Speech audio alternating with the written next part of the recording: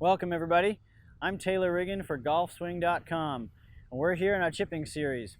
In this video, we're going to be talking about helping you nail a great setup. We just talked about grip and grip pressure in the last video, and in this one, we're going to be discussing our stance and alignment to help you really get into a great setup to hit great shots. First thing we want to talk about is our stance. A chip shot is a relatively small, short shot with a relatively small, short swing. So we're going to take a small, short stance to match that. What we're looking for is roughly 1 to 2 club head widths apart in terms of the width of our feet. And what that's going to do is it's actually going to help eliminate lower body movement, help us keep our lower body nice and quiet and still so that we can produce a nice, efficient shot when we're hitting chips.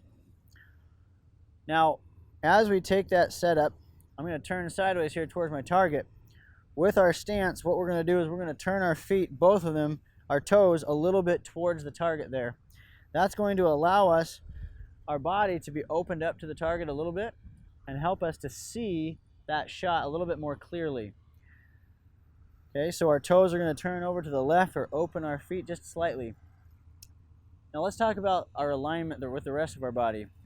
We actually want to keep the rest of our body, our shoulders, pretty much square to the target there.